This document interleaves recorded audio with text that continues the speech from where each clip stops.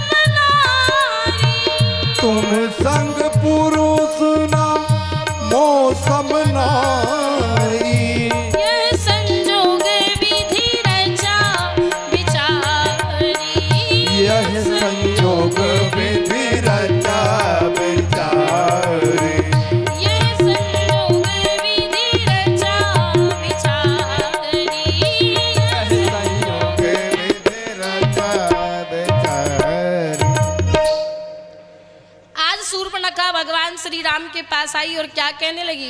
कहने लगी तुम सम पुरुष न मोसम नारी। कहा तुम्हारे समान कोई दूसरा पुरुष नहीं है और मेरे समान सुंदर नारी नहीं है। विधाता ने बड़ी कृपा की जो हमें और तुम्हें मिला दिया। यह संजोग विधि रचा बिचारी। ऊपर से ब्रह्मा जी सोच रहे हैं, बताओ हमने ये संजोग कब रचा? ये संजोग तो हमारा है ही नहीं। ये शूर्पणखा झूठ कह रही है। शूर्पणखा आके कहने लगी तुम्हारे समान पुरुष नहीं है, इसलिए काम करो, तुम्हें देख करके मेरा मन कुछ ठहरा है तुम पर, इसलिए काम करो तुम मेरे साथ विवाह कर लो। और जब शूर्पणखा ने विवाह की बात की तो भगवान तो शूर्पणखा की तरफ नहीं देखे, किसके तरफ देखे? सीता जी की तरफ देखे। सीता जी की तरफ देख करके आज राम जी क्या कह रहे हैं? शूर्पणखा से कहा है सीतई चितई, सीता जी की तरफ देखिए, सीतई चितई कही प्रभु बाता और अहे कुआर मोर लघु भ्राता। कहा देखो मेरा जो विवाह है वो तो इनके साथ हो चुका है, मैं तो कुंवारा नहीं हूं, लेकिन हाँ वो मेरा भाई बैठा है, अहे कुआर मोर लघु भ्राता, वो अभी कुंवारा है, उसकी पत्नी नहीं है, जाओ उसी के पास जाओ। अब ये शूर्पणखा ऐसी है कि ये पहले ही कह रही थी कि तुम्हें देख करके मेरा मन कुछ टिका है, कुछ पूरी तरीके से कंफर्म नहीं थी, इसलिए राम जी की तरफ टिका। और जब इनने कहा कि लक्ष्मण जी की तरफ जाओ तो राम जी को छोड़ के लक्ष्मण जी की तरफ गई। और जब लक्ष्मण जी की तरफ आई कहा हाँ तुम तो बड़े गोरे हो, कहा तुम्हारा स्वरूप तो और भी सुंदर है, कहा एक काम करो तुम मेरे साथ विवाह कर लो। अच्छा भगवान श्री राम जी ने यहाँ ऐसा क्यों कहा कि अहे कुंवार मोर लघु भ्राता? भगवान तो कभी असत्य नहीं कहते, फिर क्यों कहा?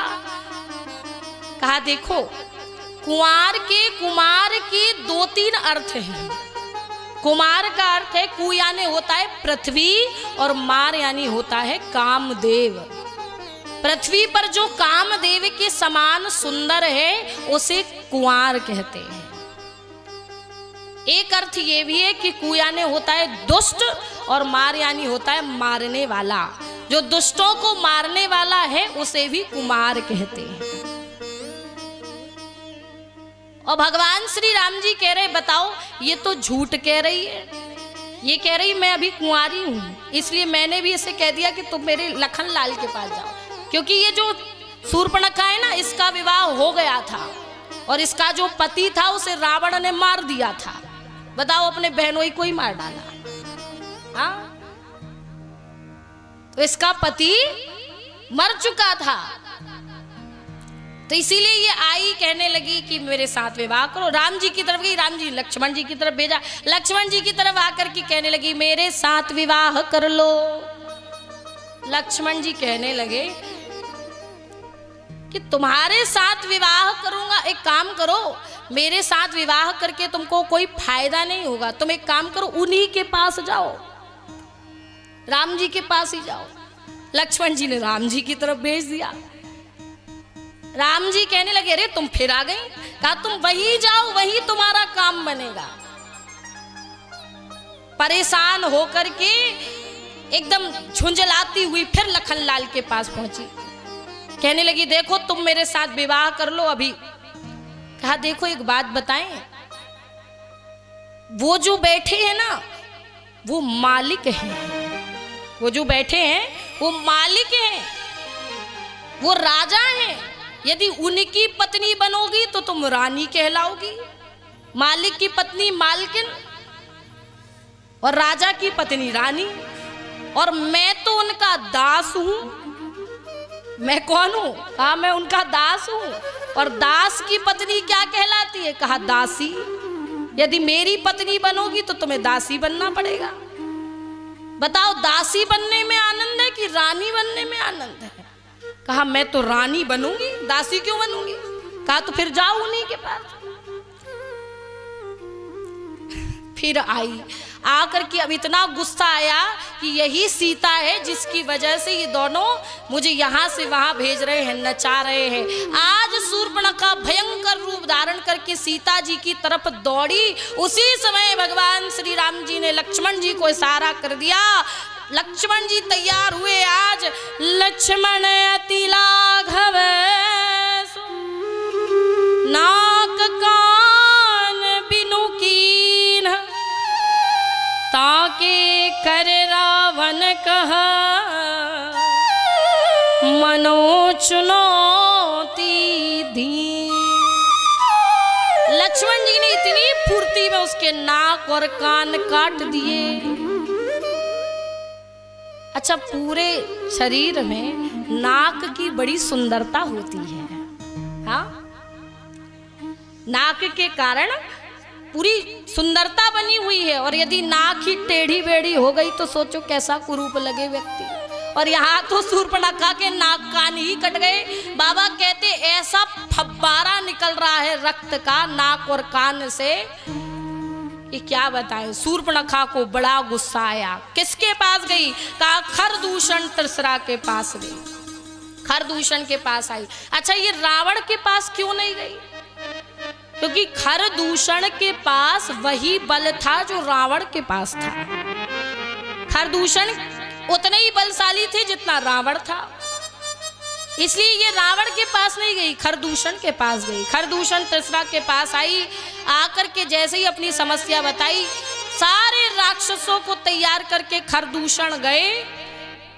भगवान श्री राम जी देख रहे हैं सारे राक्षस आ रहे, तो लक्ष्मण जी से कहा कि आप सीता जी को लेकर थोड़ी दूर चले जाओ, हम इन निशाचरों का अंत करेंगे। भगवान श्री राम जी ने ऐसी माया रची कि खरदूषण त्रिसरा के साथ आए हुए समस्त राक्षस एक दूसरे में ही राम को देखने लगे, और मारो मारो कहते कहते सब एक दूसरे को ही मारने लगे। और इस तरह से समस्त सेना का, समस्त राक्षसों का विनाश हो गया। खरदूषण त्रिसरा भी मारे गए, और जब खरदूषण मारे गए, बाबा लिखे धुआं देखी खरदूषण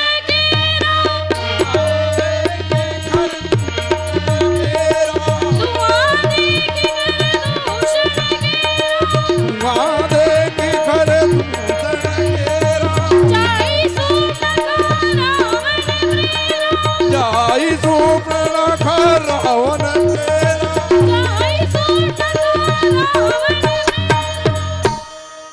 कहा धुआं देखी, देखा कि खरदूषण का वध हो गया है, राम जी ने सारी राक्षसों का वध कर दिया। तो ये सूर्पणखा नाक कान कटवा करके कहाँ पहुंची, कहा रावण के पास।